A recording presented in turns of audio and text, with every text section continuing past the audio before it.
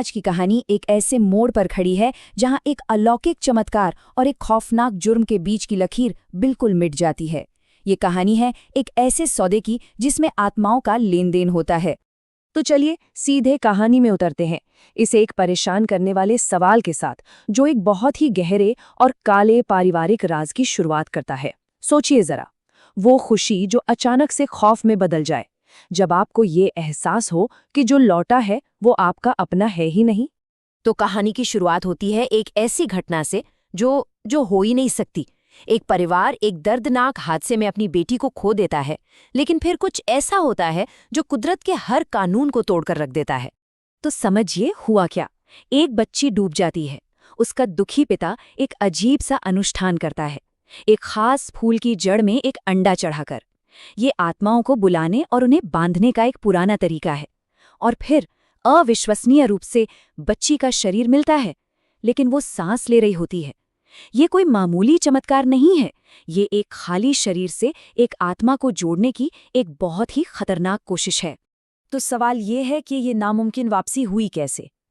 जैसा कि अक्सर ऐसी कहानियों में होता है, इस चमत्कार के पीछे एक कीमत छिपी है, और यहाँ वो कीमत बहुत बहुत बड़ी है। कहानी के दिल में है ये जादुई पौधा।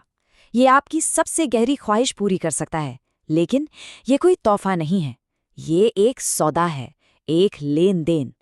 ये उन लोगों के लिए एक औजार है जो आत्माओं के बंधन को अपने काबू में करना चाहते हैं। और जब आप एक जिंदगी वापस मांगते हैं, तो सोचिए ये पौधा बदले में क्या मांगेगा। और ये लाइन ये सब कुछ साफ कर देती है। ये उस आदमी के शब्द हैं जिसने हुई को वो पौधा दिया था। सौदा खून से चुकाया जाना है। उसने अपनी बेटी को वापस पाने की इच्छा की, लेकिन कीमत सिर्फ एक जिंदगी नहीं थी, कीमत थी एक आत्मा का दूसरी आत्मा से बदला जाना। अब कहानी का फोकस जाता है आइस की सौतेली बहन ची पर। जहां पूरा परिवार इस चमत्कार से खुश है, वहीं ची को ये महसूस हो रहा है कि जो लड़की लौटी है वो उसकी बहन है ही नहीं, और वो सच जानने के लिए कुछ भी करने को तैयार है। अब जरा यहाँ देखिए, ये जो फर्क है यही सारी कहानी बयां करता है। ये कोई सदमा या ट्रॉमा नहीं है। उसका बर्ताव, उसकी बातें, और तो और उसके जिस्म में हो रहे बदलाव सब एक ही तरफ इशारा कर रहे हैं। आय के शरीर में कोई और है, और खास तौर पर अपने पिता के लिए उसकी नफरत, ये एक बहुत बड़ा सुराग है कि जांच उसे एक ऐसे अंधेरे रास्ते पर ले जाती है जहां और भी कई राज दफन हैं। उसे पता चलता है कि उसकी बहन का मामला अकेला नहीं है, और ये जो गर्दन पर बना निशान है, ये टैटू, ये इन सारी दुखद कहानियों को एक धागे में पिरोता है। और यहीं पर सबसे बड़ा राज खुलता है। आई के शरीर में कोई भूत प्रेत नहीं है, बल्कि एक जीती जागती सदमे से गुजर रही लड़की की आत्मा है। उसका नाम है होंग।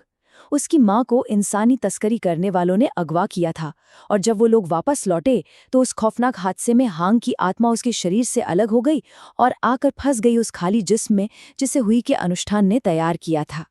तो चलिए अब कहानी के क्लाइमैक्स पर आते हैं। सारे सुराग, सारी कड़ियां अब एक जगह आकर जुड़ रही हैं, और जो सच सामने आने वाला है वो इस परिवार को हमेशा के लिए बिखेर कर रख देगा। सब कुछ आके टिकता है इस एक निशान पर। ये सिर्फ एक टैटू नहीं था, ये एक ब्रांड था, गुलामी का निशान।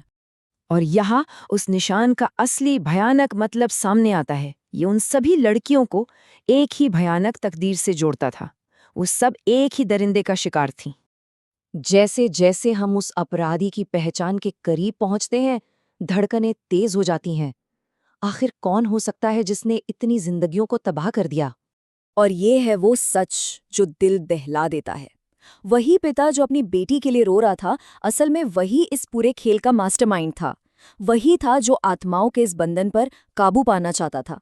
उसका अनुष्ठान अपनी बेटी को बचाने के लिए नहीं था, बल्कि अपने गुनाह के सबसे बड़े गवाह को हमेशा के लिए खामोश करने का एक तरीका था। ये जानकारी हुई की है, हैवानियत की गहराई दिखाती है। ये सिर्फ तस्करी का मामला नहीं था, ये उसके लिए बहुत पर्सनल था। वो अपनी हर शिकार से कोई निशानी रखता था, और यही उसकी सबसे बड़ी गलती साबित हुई। वो सिर्फ एक मुजरिम नहीं, एक शिकारी था। सच सामने आ चुका है। अब कहानी अपने आखिरी पड़ाव पर है, लेकिन ये सिर्फ एक मुजरिम को सजा दिलाने के बारे में नहीं है।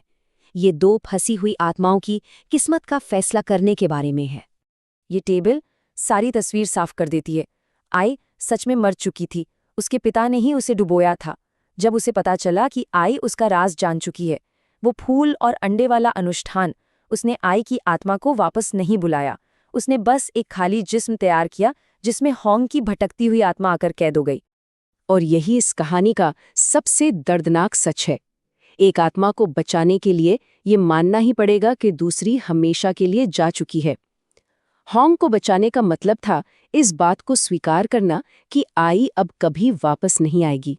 वो चमत्कार एक राक्षस के गुनाहों को छुपाने के लिए बोला गया एक सफेद झूठ था। लेकिन हुई जो आत्माओं के इस खेल का खिलाड़ी है, वो इतनी आसानी से हार मानने वाला नहीं है। वो अपना कंट्रोल छोड़ना ही नहीं चाहता। आखिर में वो होंग की आत्मा को उसके जिस्म में वापस जाने से रोकने के लिए उसे एक गुड़िया में कैद कर लेता है, ताकि ये दर्द और तकलीफ का सिलसिला कभी खत्म ही ना हो। वो अपनी बेटी को तो वापस पा नहीं सकता, तो वो ये पक्का करता है कि कोई और आत्मा भी कभी आज़ाद ना हो पाए। और आखिर में हमारे सामने ये एक सवाल रह जाता है, जब एक आत्मा को इंसाफ दिलाने का मतलब दूसरे की मौत को हमेशा के लिए मान लेना हो, तो क्या कभी सच में सुकून मिल सकता है? या फिर कुछ जख्म इतने गहरे होते हैं जो हमेशा एक निशान छोड़ जाते हैं और आत्मा ने हमेशा के लिए एक जाल में फंसी